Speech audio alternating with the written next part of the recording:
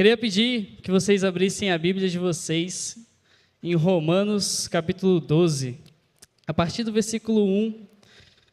Para os que não me conhecem, meu nome é Isaac, eu sou daqui da igreja mesmo, estou ali junto ao Ministério de Adolescentes e Jovens, junto com o Gabriel, e também servindo para a nossa igreja, amém? Romanos 12, versículo 1, nesse contexto de Romanos, Paulo estava escrevendo à igreja de Roma e ali nos 11 capítulos anteriores, Paulo vem explicando o que era o evangelho e como o evangelho funcionava para os cristãos em Roma.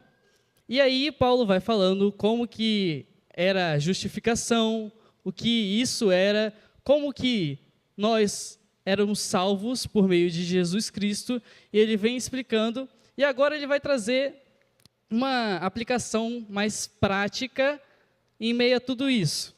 E é isso que a gente vai estar vendo aqui hoje. Então vamos lá, Romanos 12, 1, fala assim: portanto, irmãos, rogo pelas misericórdias de Deus que se ofereçam em sacrifício vivo, santo e agradável a Deus. Este é o culto racional de vocês. Não se amoldem aos padrões deste mundo, mas transformem-se pela renovação da sua mente, para que sejam capazes de experimentar e comprovar a boa, agradável e perfeita vontade de Deus. Amém? Vamos orar mais uma vez?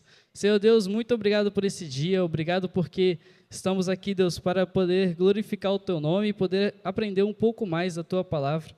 Senhor, eu queria estar te pedindo agora que o Senhor possa estar iluminando as nossas mentes e que possamos, Deus, cada dia mais entender e buscar o Senhor, e que o Senhor possa estar nos capacitando para buscarmos isso, Deus, e entendermos e estarmos um pouco mais perto de Ti. Te agradeço por tudo, em nome de Jesus, amém. Irmãos, então, como eu disse, nesse contexto, Paulo vai começar a trazer essa aplicação prática do Evangelho. E ele começa com, portanto. Irmãos, portanto, agora que vocês sabem de tudo isso, agora que vocês sabem o que é o Evangelho, eu rogo a vocês que se ofereçam. Algumas versões vão trazer que vocês ofereçam seus corpos, que vocês ofereçam não só. E o legal é que o corpo aqui, nesse contexto desse versículo, não estava querendo dizer só do físico, não estava querendo dizer só do corpo físico, mas sim também da alma, num contexto geral. E é muito interessante, porque o que Paulo estava trazendo é que, olha, agora que vocês sabem o que é o Evangelho, ofereçam-se a Deus para que vocês possam glorificar e adorar o Senhor através disso. E, às vezes, quando a gente vê a palavra corpo, a gente pensa só no físico e no trabalho. Mas aqui também era um contexto de alma, de espírito. E esse é o primeiro ponto que eu queria trazer para vocês poderem refletir. Ofereçam-se a Deus, sabe? Busquem realmente o Senhor, ofereçam as suas almas, ofereçam suas ansiedades, suas angústias. E é nesse contexto que Paulo está falando. Olha, todos os seus temores, tudo que vocês têm, primeiro vocês têm que entregar ao Senhor. Esse é o primeiro passo para que a gente possa entender a vontade de Deus para a nossa vida. Então, seguindo no segundo ponto, Paulo vai falar. Vamos ler de novo? Agora o versículo 2. Não se amoldem aos padrões deste mundo, mas transformem-se pela renovação da sua mente, para que sejam capazes de experimentar e comprovar a boa, agradável e perfeita vontade de Deus. Agora que já estamos oferecidos ao Senhor completamente, Paulo está dizendo, olha, agora que vocês estão adorando a Deus com o seu corpo e com a sua alma, com tudo que vocês têm, tomem cuidado. Tomem cuidado para vocês não serem moldados a partir do mundo, com as coisas do mundo. E é muito interessante porque eu poderia ficar falando aqui para vocês durante muito tempo sobre drogas ou algo do tipo que vocês já estão acostumados a ouvir no dia a dia de vocês. Mas o que eu queria dizer nessa noite, eu queria trazer uma outra reflexão, um outro ponto.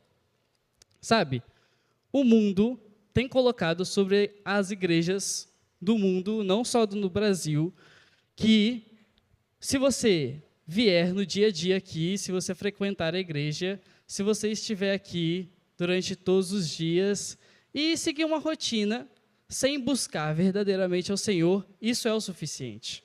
E esses são os padrões que têm se estabelecido nas nossas igrejas, no nosso contexto brasileiro, no nosso contexto mundial. E eu queria contra-argumentar isso. Irmãos, tomem cuidado para que vocês não sejam moldados a partir disso. Tomem cuidado para que vocês não sigam esse padrão.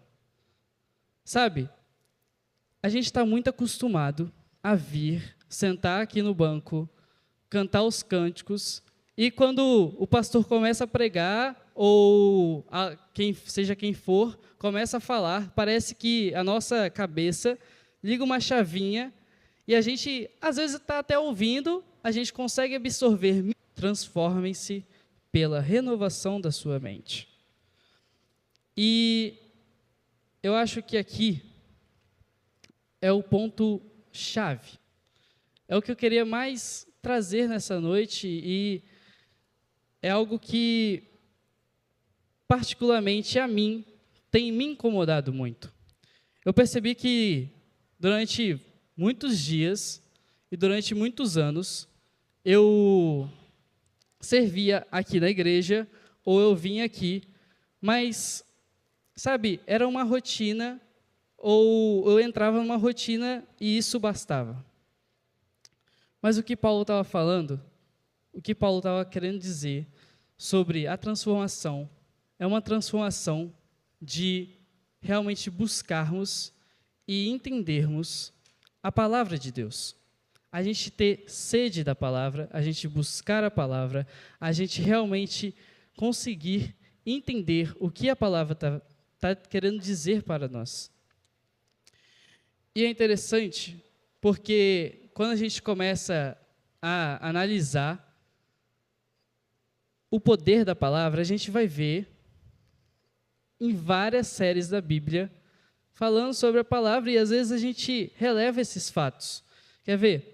Romanos 10, 17 também fala assim: a fé vem pelo ouvir, e o ouvir vem pela palavra de Cristo. 2 Timóteo 3, 16, 17.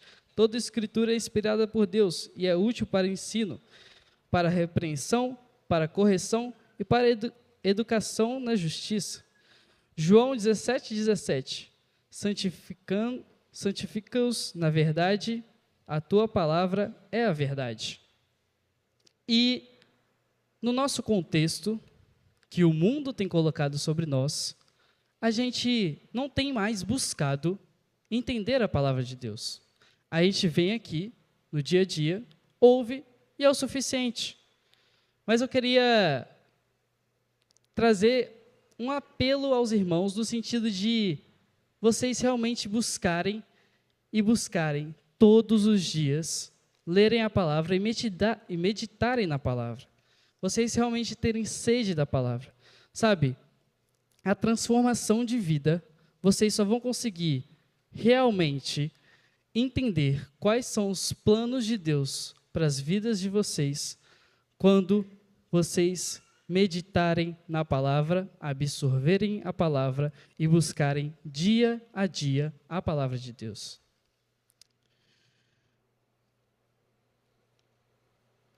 É muito triste, digamos assim,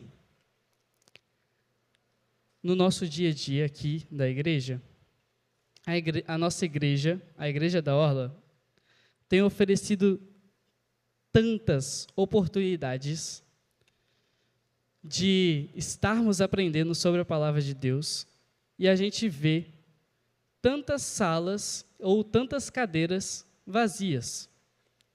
E isso é uma coisa que me entristece muito, porque às vezes a gente tem muita disposição para fazer outras coisas, também pela igreja, ou outras coisas no nosso contexto diário, mas a gente não tem essa tanta disposição de realmente buscarmos e estudarmos a palavra.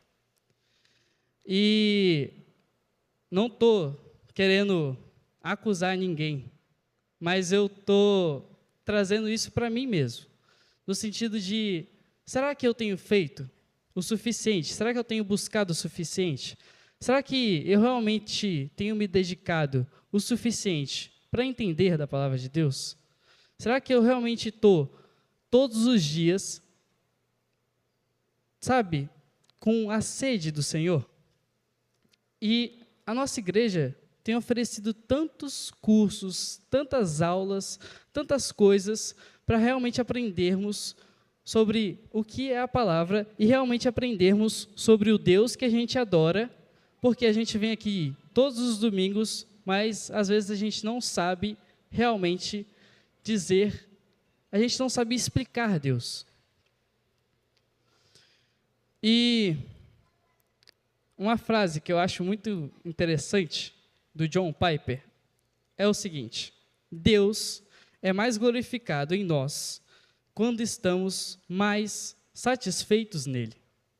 Irmãos, Deus só vai ser glorificado na sua vida quando vocês realmente estiverem satisfeitos em Deus. E nós só somos plenamente satisfeitos em Deus quando buscamos, lemos, oramos e entendemos o que a palavra de Deus tem trago para nós. Amém? Quarto ponto e último, para a gente poder estar fechando, é o seguinte: mas transformem-se pela renovação das suas mentes, para que sejam capazes de experimentar e comprovar a boa, agradável e perfeita vontade de Deus. Por que que eu bati tanto nesse ponto? Porque muitas vezes a gente quer entender Deus e a gente quer entender os planos de Deus simplesmente por vir aqui e frequentar. Mas a gente não quer buscar para a gente realmente poder entender a vontade de Deus. E sabe, só quando vocês buscarem e se alimentarem que vocês vão começar a entender isso. Boa, porque Deus é? Foi muito fraco, os adolescentes são mais fortes, pastor Gabriel. Boa, porque Deus é? Muito bem. Deus é bom. E a vontade de Deus é boa, porque Ele é bom. Sabe?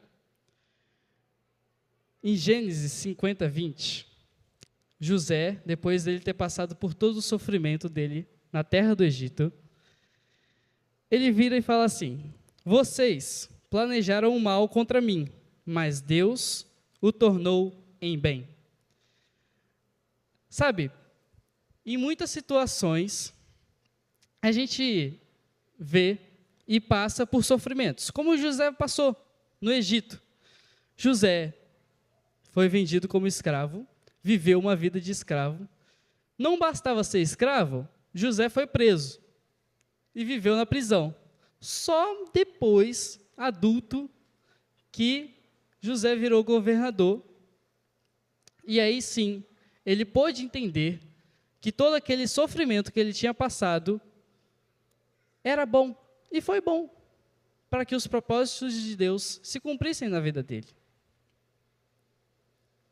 Agradável. Por quê?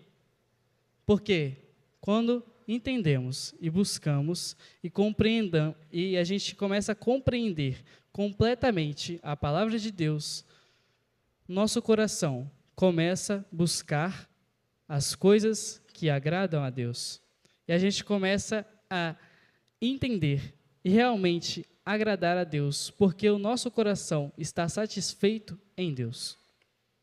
E perfeito, porque Deus é perfeito, e os seus planos são perfeitos, e os seus planos são para glorificar o nome de Deus.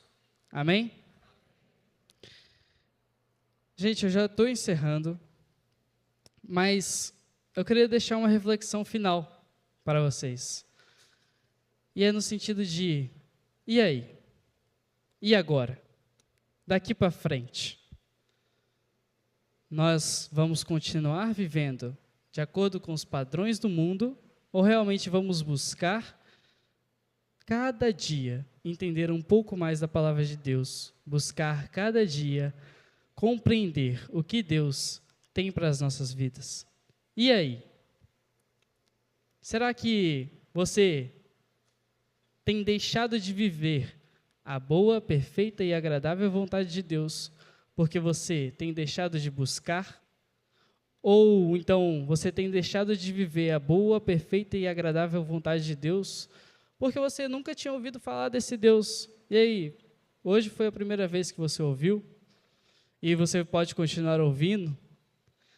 E aí? Até quando vamos deixar de viver a boa, perfeita e agradável vontade de Deus nas nossas vidas? Vamos orar? Senhor Deus, muito obrigado por esse dia. Obrigado porque o Senhor tem estado conosco. Obrigado porque o Senhor tem se feito presente, Deus, no nosso meio. Mas, Deus, por favor, nos ajude, Deus, a compreender a Tua palavra. Nos dê sede do Senhor, Deus, que possamos cada dia mais buscar e compreender o Senhor um pouco mais. Senhor, por favor, que possamos realmente entender a Tua palavra, ler a Tua palavra, orar ao Senhor, Deus, e que o Senhor, cada dia mais, possa nos mostrar qual é a Sua boa, perfeita e agradável vontade, e que possamos, Deus, entender tudo isso. Senhor, eu te peço que o Senhor continue acompanhando todos nós. Eu te peço, Deus, que o Senhor esteja, às vezes, com aqueles que nunca tinham ouvido falar sobre a Tua palavra. Eu te peço, Deus, para aqueles que, às vezes, sentiram no coração que têm deixado de ler a Tua palavra, Deus, e têm deixado de viver os planos do Senhor. Senhor, eu te peço por tudo isso, e que o Senhor continue nos guardando e nos guiando todos os dias das nossas vidas. Essa é a oração que eu te faço, em nome de Jesus. Amém.